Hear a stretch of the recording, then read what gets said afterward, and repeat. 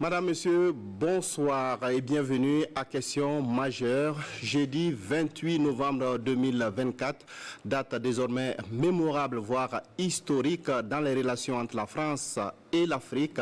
Ce jour, en effet, a été choisi par deux pays africains pour mettre un terme donc à l'accord de défense militaire avec la France. Il s'agit du Sénégal et du Tchad. Alors, départ ou expulsion de l'armée française du Tchad et du Sénégal, la perte de l'hégémonie française en Afrique, c'est le thème de votre émission Question majeure de ce dimanche soir avec comme invité le docteur Boukari Nebié, enseignant-chercheur à l'université Yembila, Abdoulaye Touguyeni de FADA et spécialiste en analyse du discours. Bonsoir. Bonsoir, M. Sayo.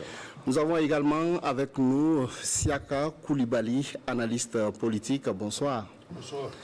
Adama Sigiré, écrivain et enseignant en philosophie, est avec nous. Bonsoir. Bonsoir, M. Sayo. Nous avons également avec nous Lianwe Imhotep Bayala. Il est le coordinateur du mouvement 2 heures pour nous et 2 heures pour Kamita. Bonsoir. Oui, bonsoir M. Sagnon, à tous les co-panélistes et tous les téléspectateurs qui nous suivent. Merci à tous donc de votre fidélité et d'avoir répondu favorablement donc à notre invitation. Alors, ce sont des annonces qui ont été publiées à quelques heures d'intervalle. Le Sénégal et le Tchad ont mis fin à la présence de l'armée française sur leur territoire. C'est une actualité certainement que vous avez suivie et que vous avez scrutée de près. Alors, quelle analyse faites-vous donc des raisons avancées par les deux pays pour mettre fin aux accords de sécurité et de défense avec Paris? Siaka Koulibaly. Oui, merci. Bon, disons que cette rupture des relations sur le plan de la coopération militaire entre certains pays africains et la France n'est pas tellement une surprise en ce moment, dans la mesure où, depuis les péripéties de ces situations entre la France et le Mali d'abord, ensuite le Burkina Faso puis le Niger, le président français avait déjà annoncé, je pense il y a une année à peu près, qu'ils vont modifier leur dispositif militaire en Afrique, moins de présence, plus de participation. Donc, même si la volonté des Africains est de mettre derrière nous cette étape de la relation avec la France, il va sans dire que la France elle-même ne fait plus tellement de résistance quant à la rupture de ces relations de coopération militaire. Cela peut être surtout remarqué dans le cas du Sénégal, où la direction politique actuelle du Sénégal ne s'affiche pas dans un anti-impérialisme débordant. On pense même, certains même doutent de leur réelle volonté de faire cette rupture, enfin, le départ de l'armée française du sol sénégalais. Par contre, le Tchad, on peut penser qu'il y a une vraie évolution à ce niveau, dans la mesure où le Tchad a été vraiment un partenaire militaire de premier plan de la France. Et ce que beaucoup ne savent pas, le commandement opérationnel de l'opération Barkhane se trouvait au Tchad et pas au Mali. Et quand les Maliens ont rompu avec Barkhane, ils se sont d'abord repliés sur le Niger, mais ils ont fini par se mettre sur le territoire tchadien. Donc c'est beaucoup plus important en termes même de dispositifs militaires de la France en Afrique. Je pense que pour le Tchad, c'est une vraie étape qui vient d'être franchie. Ceci dit, là où c'est intéressant, il ne faudrait pas que les Africains confondent cette rupture des relations sur le plan militaire entre un pays africain et la France avec un alignement ipso facto sur les positions anti-impérialistes et anti-néocolonialistes. Cette rupture peut intervenir pour des raisons très pratiques.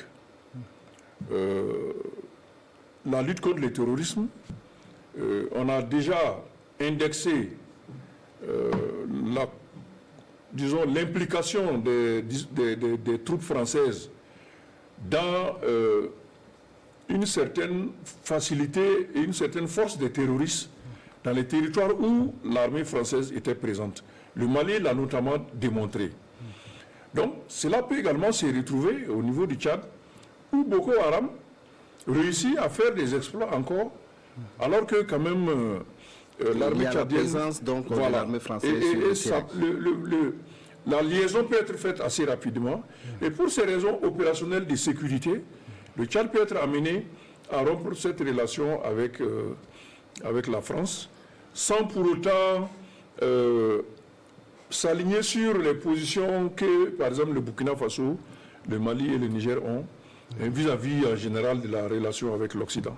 En tout cas, Paris qui a déjà réagi, qui dit prendre acte donc, de ces décisions des deux pays, justement, Imhotep Bayala, comment est-ce que vous analysez donc ces deux décisions prises presque concomitamment par le Sénégal et le Tchad? Le Sénégal donc par la voix de son président qui dit le Sénégal est un pays souverain et la souveraineté ne s'accommode pas avec la présence de bases militaires dans un pays souverain.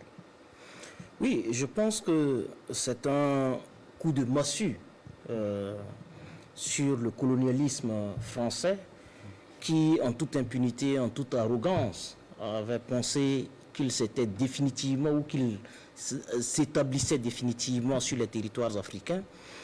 En lisant les réactions des officiels français et même de certains médias, on constate qu'ils sont bouleversés. Aujourd'hui, Paris est paniqué. La France officielle est perdue dans ses propres illusions et dans ses propres ambitions illégitimes de continuer à exister par les exploits d'humiliation des autres, de pillage des autres, et donc d'une forme de domination, c'est-à-dire que la France n'est pas parvenue à un stade de civilisation où elle perçoit la possibilité de coopérer dans le respect. Il faut certainement attendre peut-être dans 10 ans, où avec de telles déclarations et de tels faits, elle finira par parvenir au stade d'un véritable État civilisé, comme le Burkina, comme beaucoup de pays, où effectivement, en civilisé, on doit pouvoir avoir des rapports sans rechercher à humilier, à écraser. Cette attitude de Paris rime avec le champ lexical des peuples en voie de développement. Et effectivement, on peut le constater, on peut l'affirmer sans aucun complexe, ni d'infériorité ni de supériorité. Je pense que c'est un tournant historique, décisif, qui vient des profondeurs d'une Afrique qui a aspiré à travers plusieurs murmures, qui ont commencé par une jeunesse qui, de plus en plus éclairée et familière aux idéaux de la liberté, ayant été bercée par les discours de Thomas Sankara de Lumumba, se rend compte que sa fierté et ses espoirs de grandir dans des États qui ne sont plus sous tutelle sont menacés par un acteur principal qui est Paris, à travers quoi? À travers l'implantation de bases militaires. Et vous savez, partout où il y a domination, il y a des outils qui l'affirment, qui le matérialisent.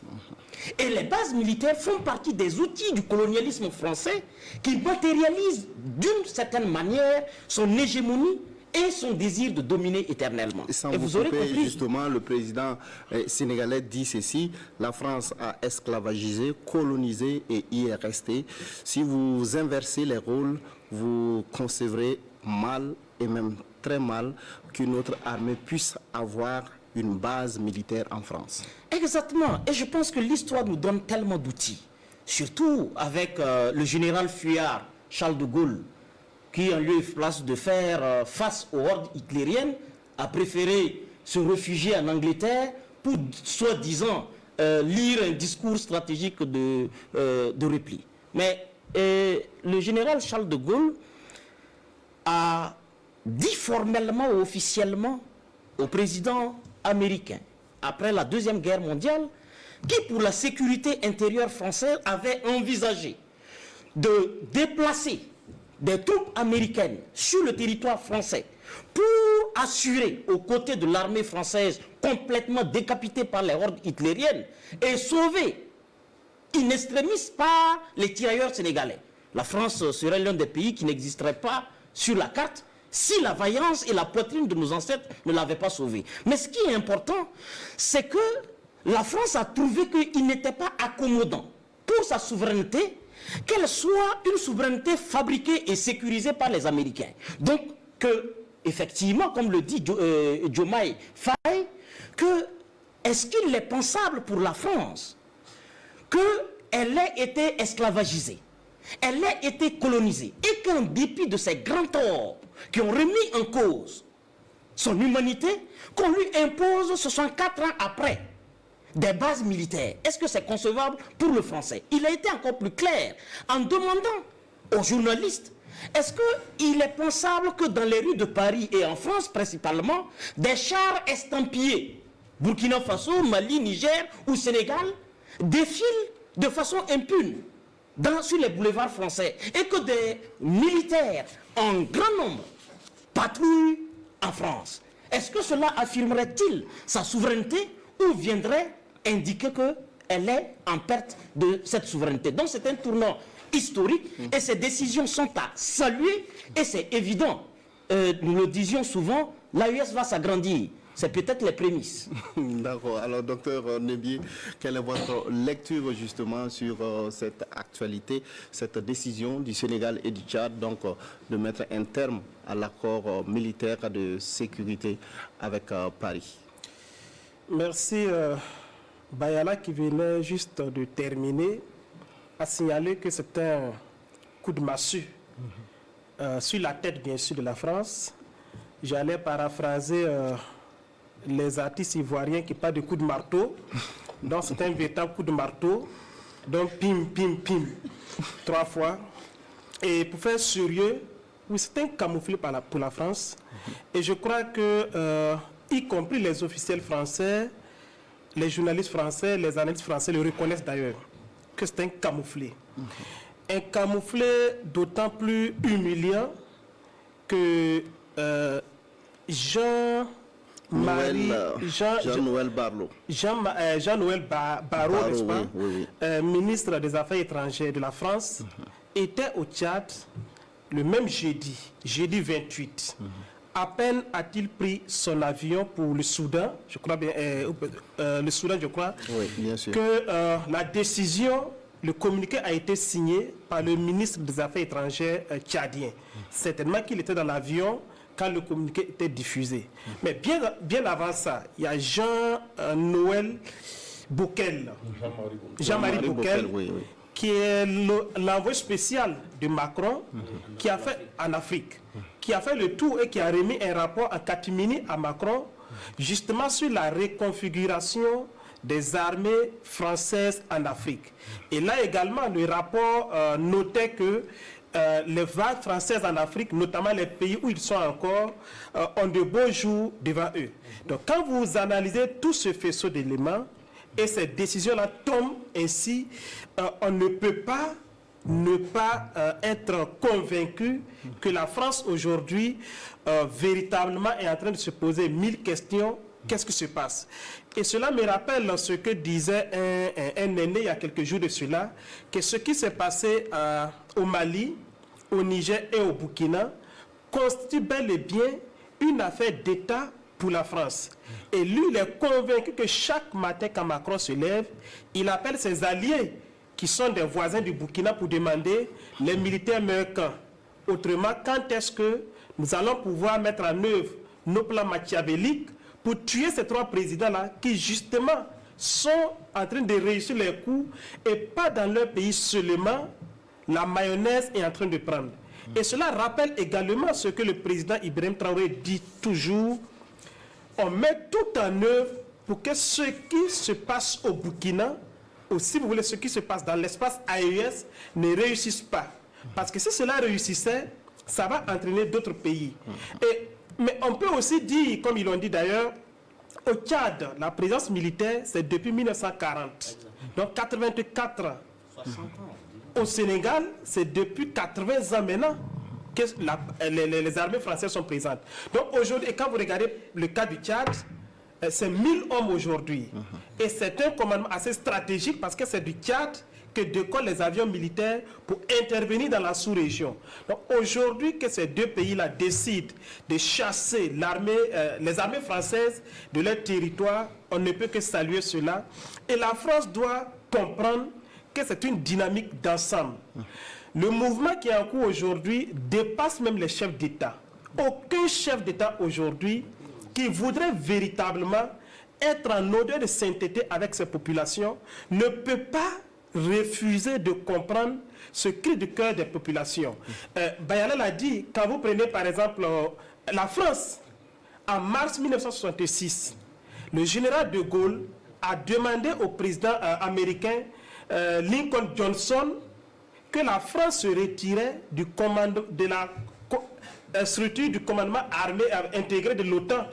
En clair, la France demandait aux troupes américaines et canadiennes de quitter le territoire français. Alors que ce sont ces mêmes pays-là, y compris avec l'apport des tirailleurs sénégalais, donc des tirailleurs africains, disons-le comme ça, qui ont permis à la France d'échapper à la furie des nazis. Mais après la guerre, la France a demandé à l'OTAN de se retirer. Pourquoi aujourd'hui la France met en avant le fait qu'elle ait à un certain moment intervenu en Afrique pour, dit-elle, stopper une certaine hémorragie, ne veuille pas comprendre que nous aussi, nous comprenions que nous avons grandi et que la France doit se chercher.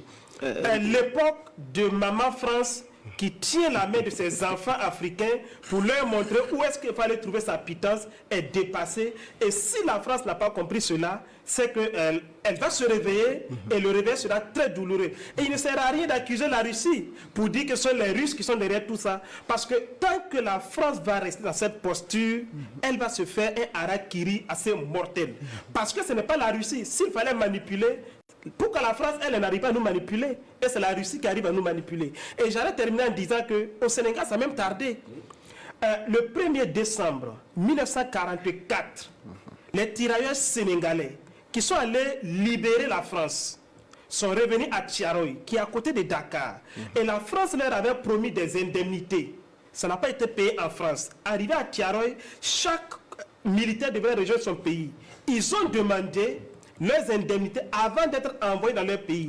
La France a refusé. Et en retour, la France a fait massacrer des centaines de militaires africains qui sont allés libérer la France.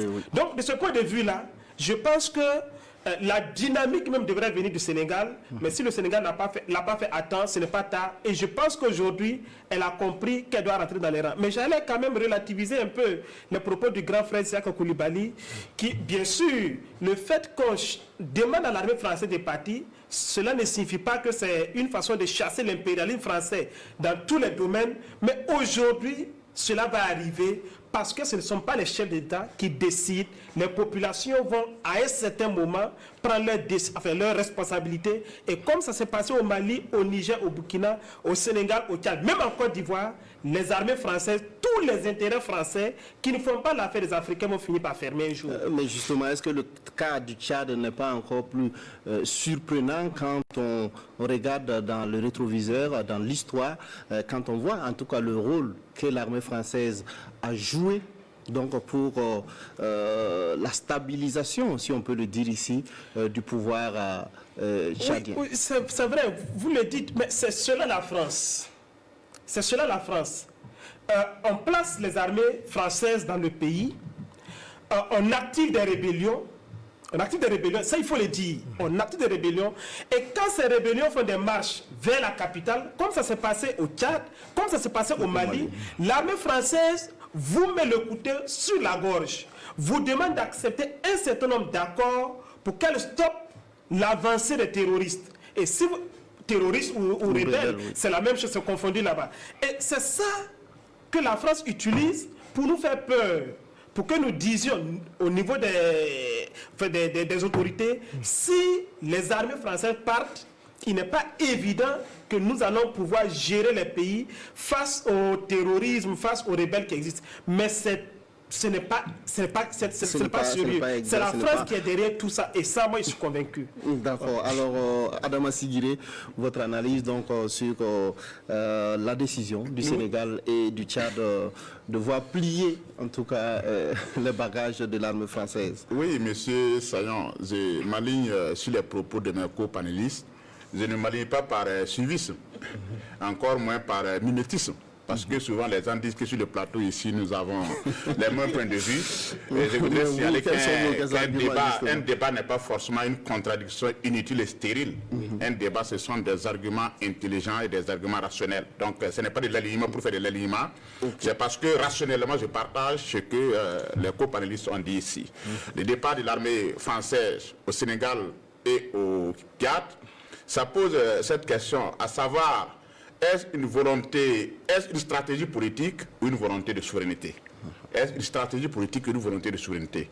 Et je vais parler comme Simon Freud, en disant que le Sénégal et le Tchad sont conscients de la conscience française. La conscience française, c'est quoi? La France, c'est philosophique. Oui, c'est un peu philosophique, mais je vais expliquer, c'est facile, tout le monde peut comprendre. Voilà, le Sénégal et le Tchad sont conscients de la conscience française. Ça veut dire que la conscience française, c'est la volonté de domination. C'est la volonté de conquérir nos États, c'est la volonté de rester d'une manière ou d'une autre, en passant par toutes les stratégies. Tout ce que la France peut faire pour avoir la même mise sur le Sénégal et le Tchad, elle le fera. Et tout comme aussi, la France, elle aussi, elle est consciente de l'inconscient du Sénégal et du Tchad. Et l'inconscient des peuples sénégalais et des peuples tchadiens, c'est quoi? C'est cette volonté de souveraineté, cette volonté de se libérer, cette volonté de rompre avec la France, de ne plus être sous tutelle de cet État impérialiste. C'est un inconscient qui habite les peuples sénégalais et les peuples tchadiens, si bien qu'on aurait beau faire pour refouler cet inconscient-là, il revient d'une manière ou d'une autre, et tôt ou tard, les peuples tchadiens et les peuples sénégalais vont arriver à ce niveau-là. Donc, partant de cela maintenant, je pourrais répondre, est-ce une stratégie politique, une volonté de souveraineté? C'est certainement une volonté de souveraineté. Parce que, quoi qu'on en dise, Diomaye Faye dans ses propos, il ne s'aligne pas trop derrière, il n'est pas trop anti-français, il n'est pas trop anti-impérialiste. Mais le peuple sénégalais aujourd'hui ne veut pas de la domination française. Le peuple sénégalais aujourd'hui ne veut pas voir l'armée française au Sénégal. Le peuple sénégalais aujourd'hui ne veut pas voir des militaires français se pavaner dans les rues à Dakar. Il en est de même que les peuples sénégalais. Et que les peuples tchadiens, je m'excuse. Il en est de même que les peuples tchadiens, qui quoi qu'on dise, quand on rentre dans l'histoire, on se dit certainement que la France a participé à stabiliser le Tchad. C'est ce qui ressort. Mais c'est comme Dr Nebia a dit. Mais la France a participé à stabiliser le Tchad.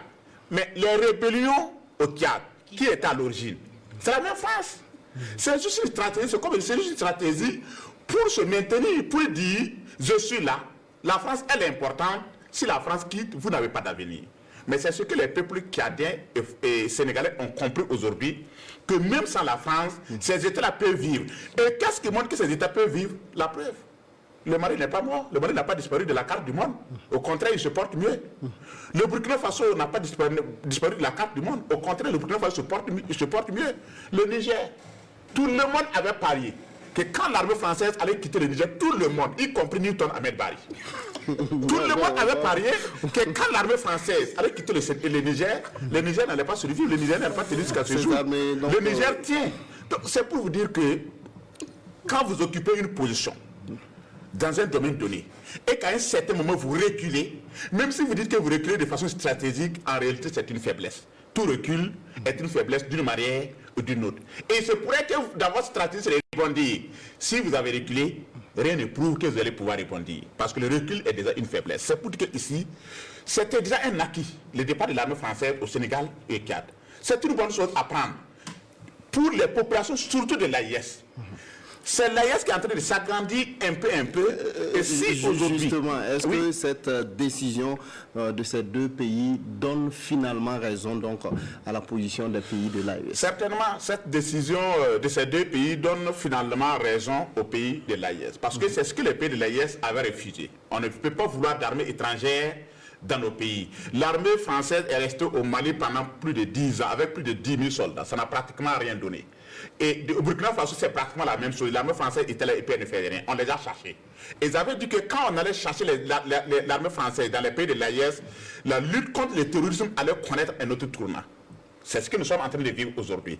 Les Sénégalais, tout comme les Tchadiens, ont compris que pour que le Sénégal et le Tchad retrouvent leur souveraineté, pour que le Sénégal et le Tchad entament même une voie de développement, il faudrait que l'armée française quitte le Sénégal et le Tchad. Et c'est ce qui est en train d'arriver. La France pourrait croire qu'elle s'est retirée pour se positionner autrement, de façon stratégique.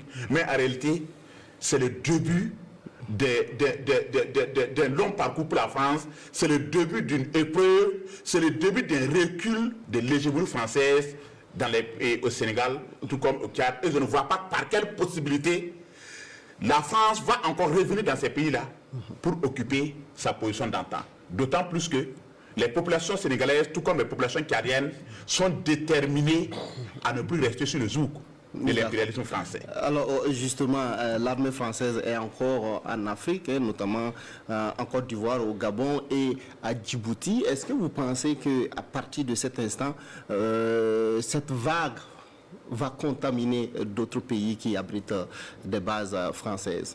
Siaka Koulibaly.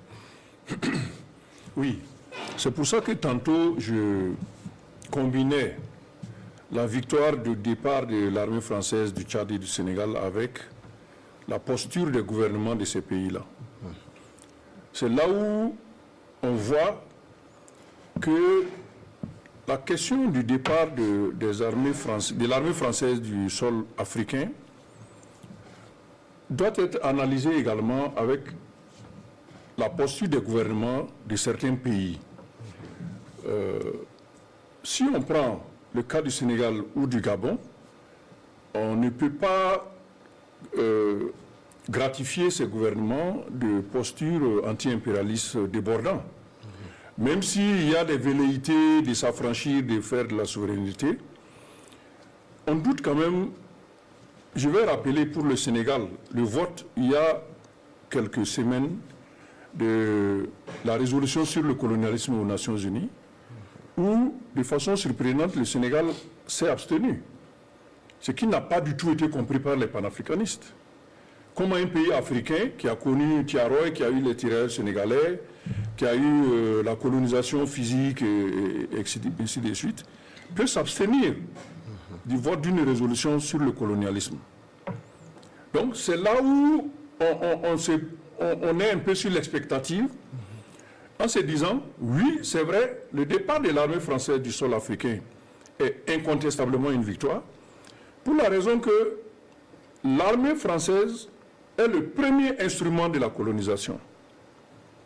Parce que c'était par l'armée, après avoir fait les explorations et les études ethnographiques, c'est en ce moment que l'armée française a pu intervenir et donc assurer la mainmise physique en plus de l'administration coloniale et aussi aidée par l'Église catholique d'une certaine manière.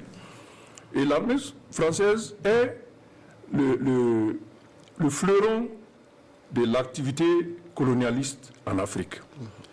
Mais l'armée française a pris une dimension plus importante encore au moment de la néocolonisation. C'est-à-dire au moment où les pays africains ont été déclarés indépendants politiquement. L'armée française assurait cette présence et ce contrôle de la France sur ses anciennes colonies. Le rôle de l'armée était de veiller à ce que des décisions anti-françaises ne soient prises par les pouvoirs qui étaient en place et au besoin d'intervenir militairement pour corriger les choses. On l'a vu au Togo, avec Sylvianus Olympio. Il y a eu plusieurs autres interventions de l'armée française. La Légion a sauté sur Kolwezi, en RDC.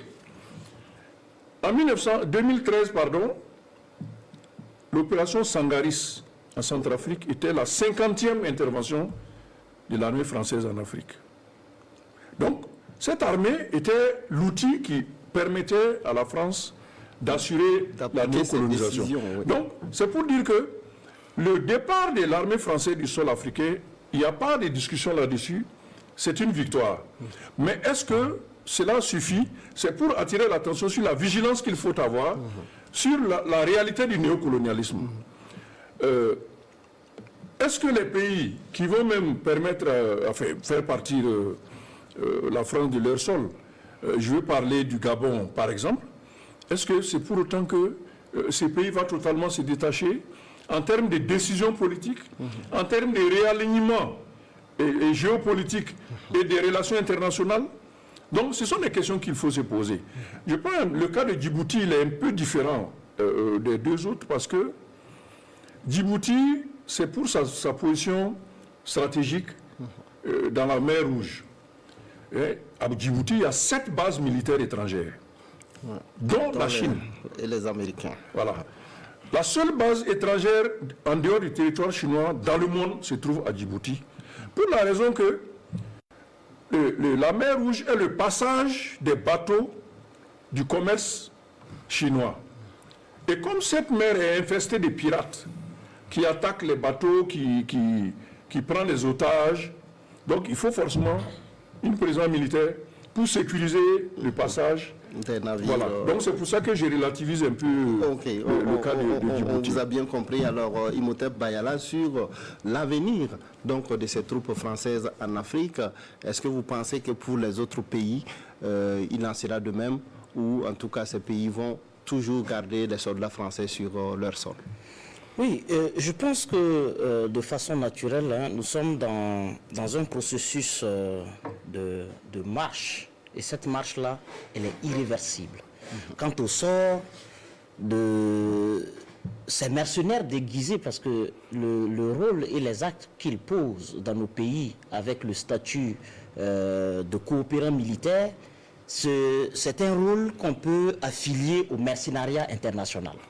Et vous savez très bien que l'armée française était devenue et était passée spécialiste de mercenariat officiel. Je veux nous renvoyer à cette opération qui a eu lieu en Côte d'Ivoire lors de la crise post-électorale.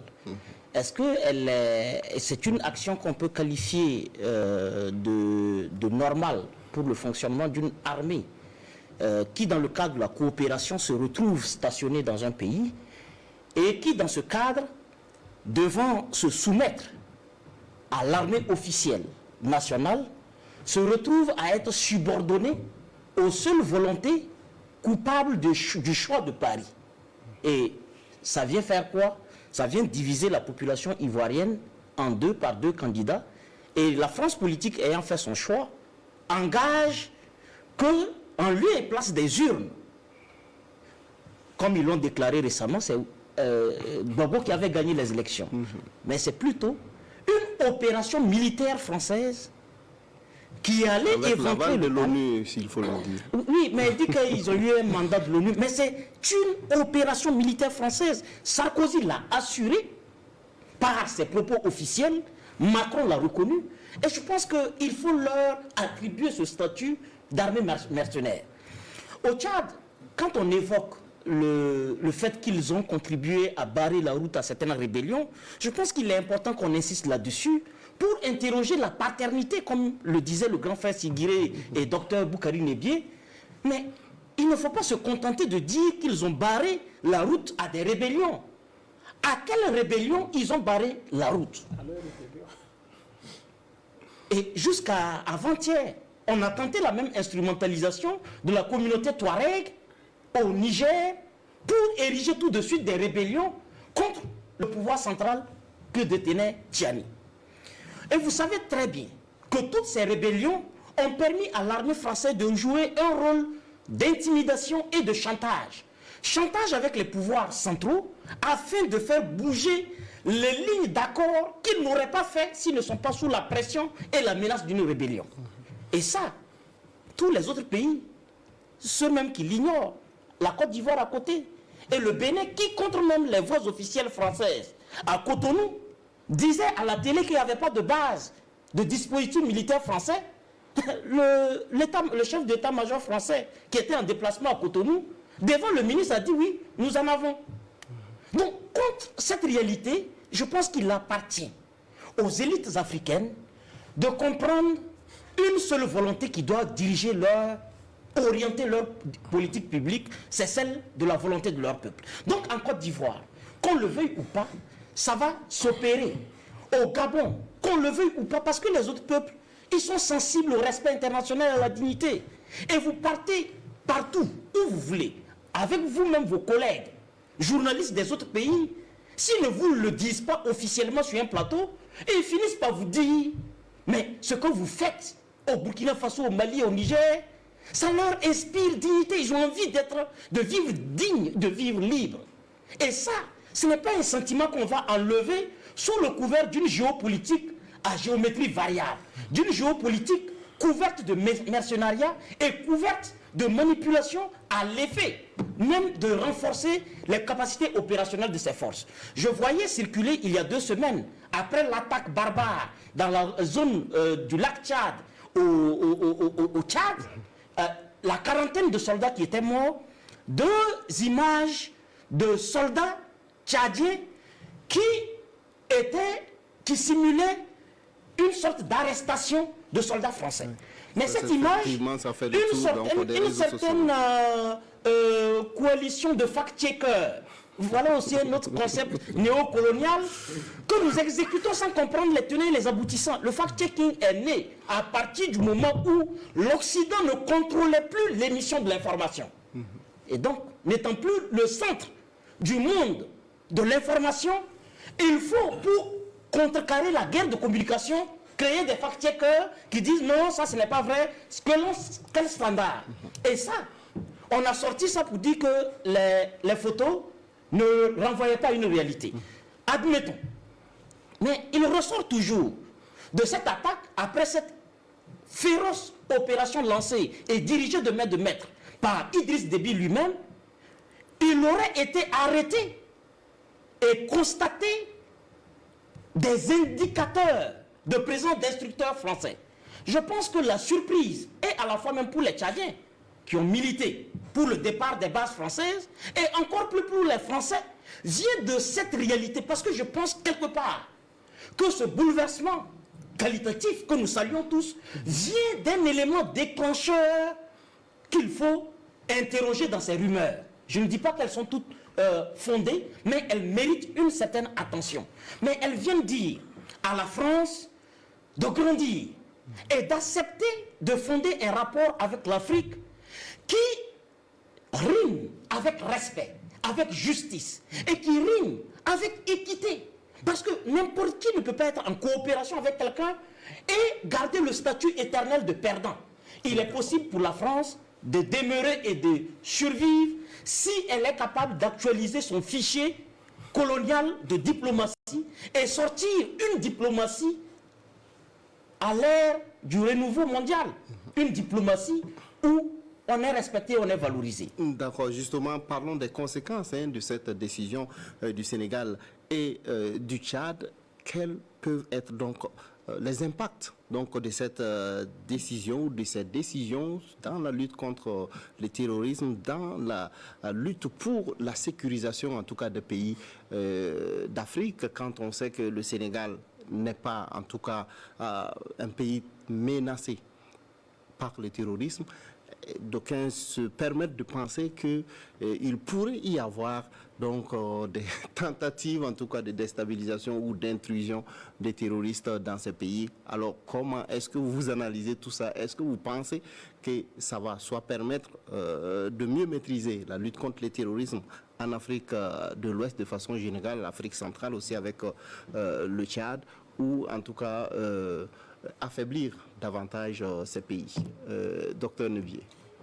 Oui, je pense que le doyen Siaka Coulibaly le disait tout à l'heure, pour attirer l'attention des uns et des autres, il ne faudrait pas que cette décision de mettre dehors la France militaire dans nos pays fasse que nous dormions sous nos lauriers. Et c'est très juste.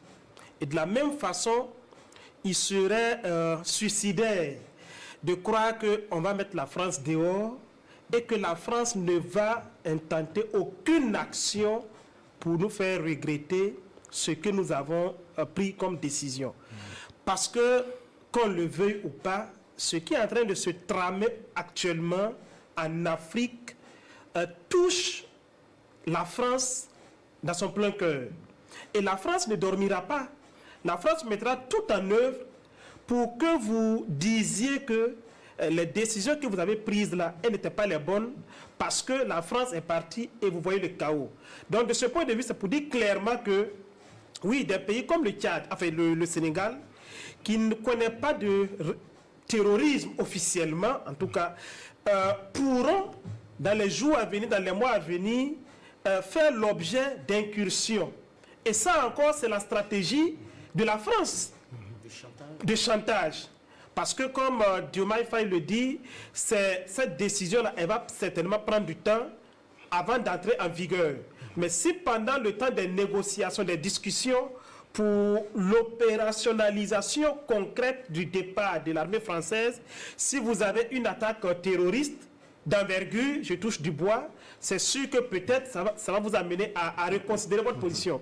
Rappelez-vous, en 2019, là, je crois, quand Macron avait convoqué certains chefs d'État africains, dont Rochman, Christian Kaboré et autres, à Pau, oui, pour clarifier leur position en 2020. Oui. Le président nigérien Mahamadou Issoufou, à son temps, avait dit qu'il n'est pas évident qu'il se rende à Pau, parce qu'il y avait une activité, je crois, c'est la fête de l'indépendance au Niger. Mais 2 jours après l'annonce de Mahamadou Issoufou de ne pas pouvoir se rendre à Pau, il y a eu une attaque terroriste à Niamey qui a fait des victimes, des dizaines de militaires nigériens étaient morts. Et juste après cela, Mahamadou Issoufou a reconsidéré sa position et il est parti à Pau. Donc c'est pour dire qu'au Niger, enfin, au Sénégal et au Tchad, ça pourrait arriver. Donc il appartient aux populations, aux dirigeants de ces pays-là de prendre toutes les mesures qui siennent pour contrôler leurs frontières et pour ne pas que des incursions de ce genre-là aient lieu pour tomber sous le coup des chantages de la France comme elle aime la faire régulièrement. D'accord, oui. Adama Sigiré sur cette question. Oui, M. Seyon, je partage effectivement l'avis du Dr Nebié. Vous savez, le président chinois Mao Zedong disait que la révolution n'est pas un dîner de gala, ni une œuvre littéraire. C'est pour dire que les pays africains sont aujourd'hui dans une situation très difficile. Et toute décision, certainement, a des conséquences. La décision prise par le Sénégal, de même que le Tchad, aura, elle aussi, certainement, des conséquences. C'est un pays qui s'est construit sur la base de la domination, de l'exploitation. Quand vous repartez le 17e, 18e siècle, ce sont les razzias, ce sont les conquêtes avec les Louis XIV, Louis XV, Louis XVI, les Napoléons. Ils ont tout fait pour agrandir la France. Et si vous vous rappelez, Napoléon II a été nommé roi de l'Italie le jour même de sa naissance. À 0 ans, il a été nommé roi de l'Italie et il est mort à 21 ans en étant roi. La volonté de domination de la France est génétique et c'est congénital en fait. C'est pour dire que la France ne va pas laisser le Sénégal, le Tchad, tranquille. La France peut réagir, c'est tout à fait normal. Il appartient aux pays africains d'être conséquents, je dis bien d'être conséquents dans les prises de décision. Quand vous décidez de vous assumer, assumez-vous sur toute la ligne. Parce que la France, c'est quoi? La France n'accepte pas des partenariats à moitié, puisque c'est génétique. Quand vous pensez que vous êtes né pour dominer, vous ne pouvez pas respecter quelqu'un.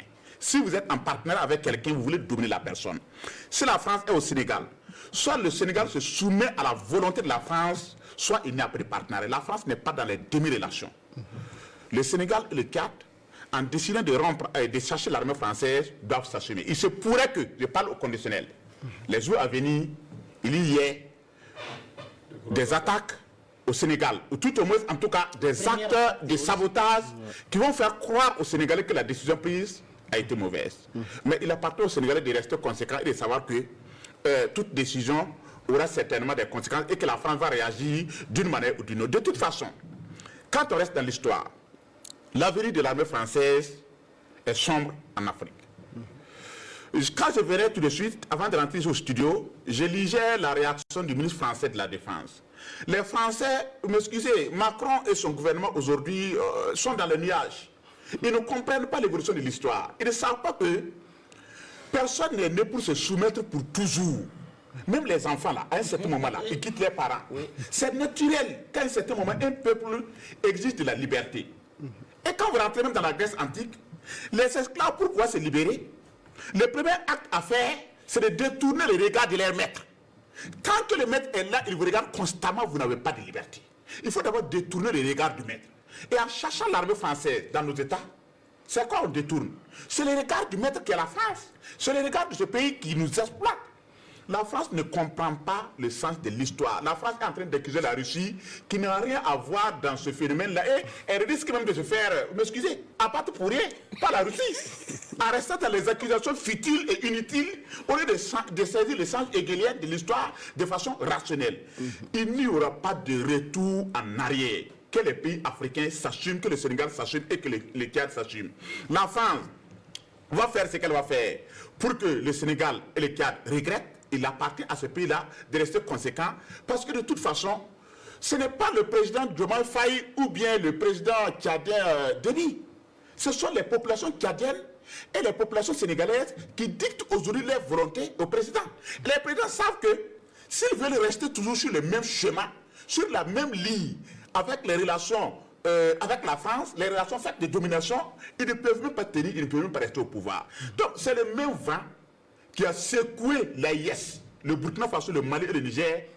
Le vent n'est pas fixé, le vent n'est pas figé. C'est le même vent qui continue son chemin et qui est en train de secouer aujourd'hui le Sénégal et le Tchad. Et quand il va finir de secouer le Sénégal et le Tchad, et il continuera. Et puis il se déplace. Et il va secouer aussi certainement d'autres nations. Donc c'est comme ça, c'est l'histoire, c'est l'évolution des peuples. C'est la prise de conscience, c'est la maturité. Et à un certain moment, les peuples veulent s'affirmer. Les peuples veulent être libres. Et il n'y a pas autre solution à cela. Il faut que la France accepte cette réalité et qu'elle accepte que l'hégémonie, la domination là, c'est fini. Et que les pays africains vont entamer une voie de souveraineté. Oui, très rapidement. Pour ajouter à ce que M. Sigré vient de dire, vous savez, cette maturité aussi, cette maturation de la volonté des populations de ne plus vivre sous le joug de l'État français, elle s'exprime dans presque tous les États, qu'on soit au Burkina Faso, au Niger, au Mali, en Côte d'Ivoire, au Gabon. Et certainement que dans certains pays, on ne le sent pas assez parce que la position officielle veut autre chose. Mais les populations, en Côte d'Ivoire par exemple, la Côte d'Ivoire officielle, oui, est pour la France. Mais la Côte d'Ivoire profonde, les masses populaires ivoiriennes, elles sont toutes sauf la France. Ouais. C'est pareil pour le Gabon.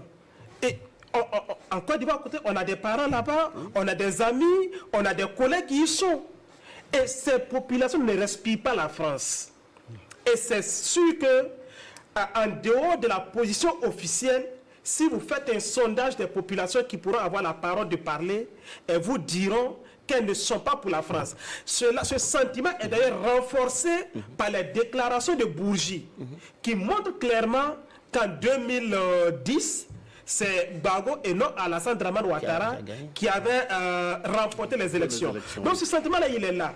Et il appartient aux dirigeants de s'adapter rapidement. Sinon, la France ne pourra pas éternellement marcher sur les volontés des populations, qu'on soit en Côte d'Ivoire, au Gabon ou ailleurs. C'est sûr que le vent dont parle Sigré va y souffler. On a parlé du printemps arabe. Malheureusement, ce printemps-là a été rapidement arrêté. Mais ce qui se passe en Afrique aujourd'hui, c'est un mouvement irréversible. Il appartient à la France de comprendre le message et de s'adapter ou elle mourra à jamais. Justement, on sommes pratiquement à la fin de cette émission. Quelles leçons la France doit tirer donc de tout ce qui vient de se passer depuis donc le départ des armées, des troupes françaises des pays de l'AES et aujourd'hui avec le Tchad et le Sénégal? Quelles leçons tirer pour la France, Imhotep Bayala? Oui, je pense que la démocratie et la diplomatie française a été prise à contre-pied. Si nous étions en football, on dirait que c'est un contre-pied parfait. Et je dirais que les peuples africains ont pris à contre-pied la France officielle. Et jusque-là, ce qui est regrettable, quand vous écoutez les réactions des officiels français, ils sont encore enveloppés par le subconscient colonial. Ils ne sont pas encore à l'état de maturation, comme le réclame Dr Boukari Nebié. Peut-être à force de coups de choc, ils finiront par se réveiller. Sinon, jusque-là, ils ont toujours des boucs émissaires. C'est la Russie, vous vous souvenez, lorsque les Burkinabés s'en prenaient à cette longue caravane de l'armée française qui traversait notre pays en 2020-2021, vous vous souvenez que l'ambassadeur français en Côte d'Ivoire était sorti et sur une télé avait dit que c'était avec du coca et des sandwichs et avec 2000. Alors, quand un ambassadeur pense ça, en dehors du fait que son éducation ne l'ait pas totalement conféré la capacité de réfléchir, est-ce que ce n'est pas finalement la réalité de ce qu'est l'état de réflexion des officiels français sur des dynamiques sociologiques, des dynamiques historiques qui se jouent sous leurs yeux, mais qu'ils sont incapables de comprendre? Et est-ce que finalement, cette incompréhension n'est pas liée, comme le démontrait Sigiré Adama, à une génétique? Parce que programmée à être roi, à dominer, parce que Sarkozy le dit, la France est le centre de la barbarie. Ce n'est pas moi, Bayala, qui le dit. C'est Sarkozy qui le dit aux élèves de l'ENA. Le laboratoire de fabrication des Macron et de tout le reste. Donc, il dit qu'ils ont exporté la barbarie partout dans le monde. Que ce soit en Indonésie, au Vietnam, en Afrique, au-delà de l'océan Pacifique. Donc je pense que ça sera l'occasion.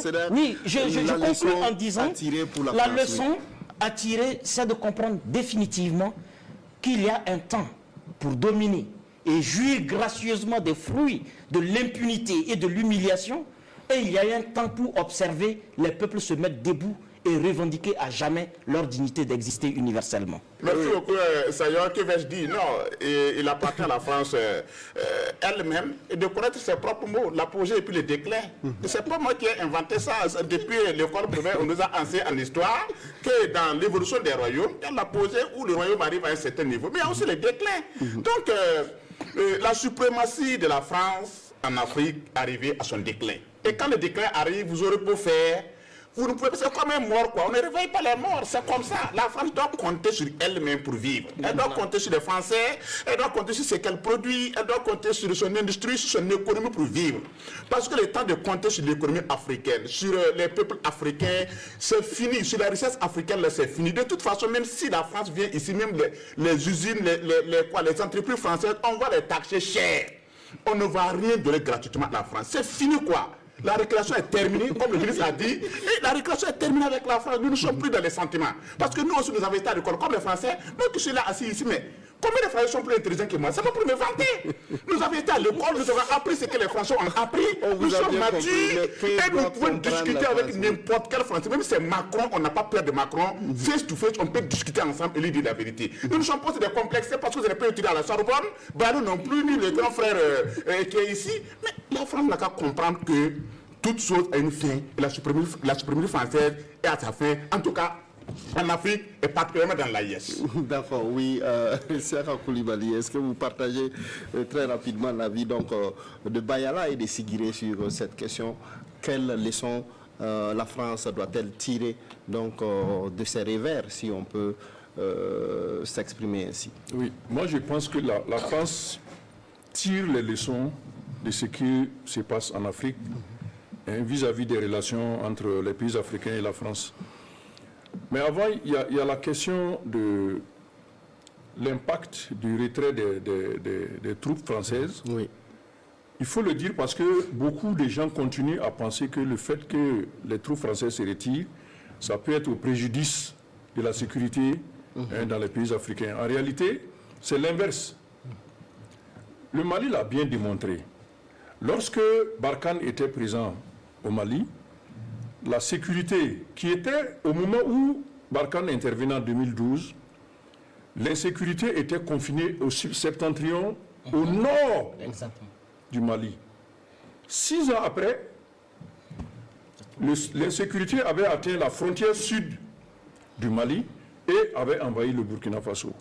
Donc la présence militaire française n'a pas aidé à la sécurisation du Mali. C'est établi. Pourquoi? Parce que sur la base des accords qui sont signés, la France interdit aux armées locales d'entreprendre un certain nombre d'actions de sécurisation. Et le Mali l'a démontré à plusieurs reprises. Parfois, on leur donne les alertes, ils veulent intervenir. On dit non, l'armée française intervient déjà.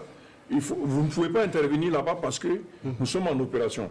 Donc c'est pour dire que les armées africaines gagnent plus à se débarrasser de la présence française qu'à les garder. C'est pour ça que les militaires qui ont été sur le front, comme Assimi Goïta, comme Ibrahim Traoré, l'ont compris plus que nous, les civils. Oui, donc dès qu'ils ont pris le pouvoir, la première des décisions, c'était de demander le départ des Français, parce qu'ils savent très bien quelles étaient les connexions qui existaient. En termes de leçons que la France tire, je voudrais encore attirer l'attention sur la subtilité de la situation. Les états-majors, que ce soit militaires ou politiques ou étatiques français, ont bien pris la mesure de la situation et de la rupture qu'il y a entre la France et les anciennes colonies africaines notamment. Il ne faut pas tenir compte du discours de la communication qui se mène dans les médias, parce que c'est un travail qui est organisé afin de maintenir l'opinion dans une certaine posture et l'empêcher soit d'aller dans la panique, soit de se révolter contre les institutions. Autrement dit, les chancelleries comprennent très bien quelle est la situation qui se présente. Le problème de la France est même pire que la situation en Afrique. C'est une situation sur le plan de la géopolitique internationale. Le déclassement de l'Occident au profit de l'Asie et de l'Europe de l'Est, il est établi aujourd'hui. Et ça, c'est plus préoccupant encore pour la France et les États-Unis que peut-être les quelques ajustements que nous faisons sur le plan militaire ici. Parce que, de toute façon, le centre du monde s'est déplacé aujourd'hui. Sur le plan économique, c'est la Chine qui donne le là de qu'est-ce qui sera produit, en quelle quantité et où cela va être envoyé. Sur le plan militaire, on a vu la Russie qui intervient, à la fois en Ukraine, en Syrie, il y a 2 jours, et en Afrique, sans que l'Occident ne puisse réagir. Donc, il faut voir que sur le plan mondial, les choses ont changé. Et même, il y a une matière à interpellation de nos pouvoirs, c'est d'avoir la capacité de penser stratégique et de voir dans ce monde en mutation profonde, quel rôle les Africains peuvent jouer pour ne pas être en retard, comme nous l'avons été pendant la révolution industrielle, pendant les guerres mondiales, et maintenant, le monde est en train de changer. Quel rôle nous allons jouer sur l'échiquier international? On vous a bien compris. Alors, dernière réaction donc avant de mettre un terme à cette émission, Dr Nevier. Afrique de 1960. Aujourd'hui, la France ne peut pas espérer être présente en Afrique sur la base d'accords qui ont été signés en 1960 à 1940.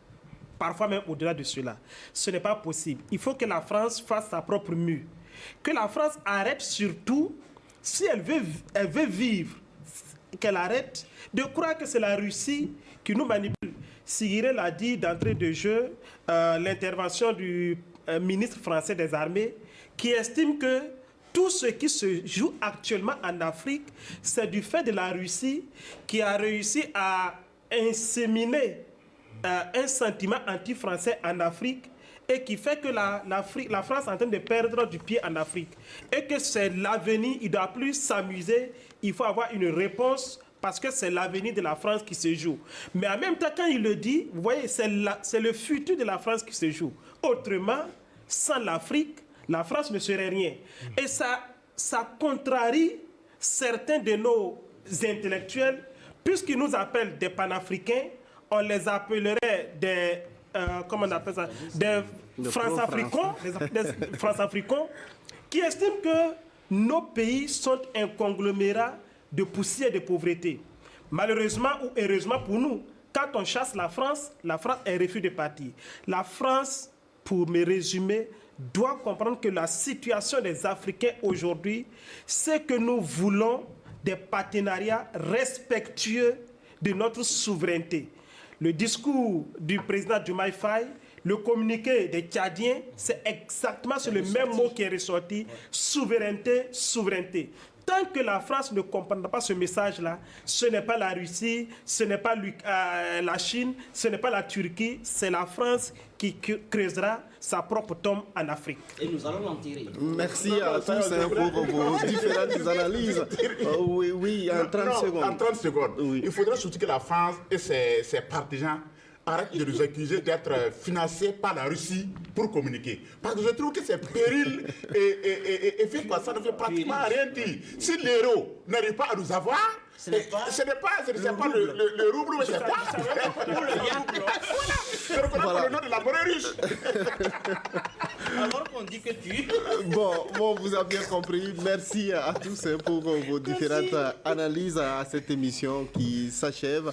Merci à vous également, chers téléspectateurs, pour la fidélité et donc l'assiduité à suivre cette émission.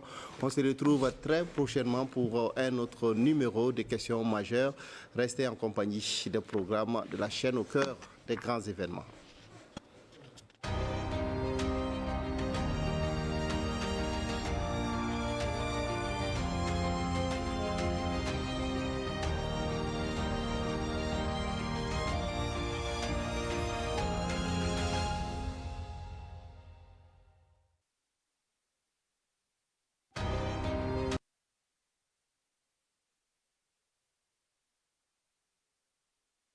Maman a dit de venir t'aider à mieux gérer ta boutique. À mieux gérer, pourquoi? Pourquoi?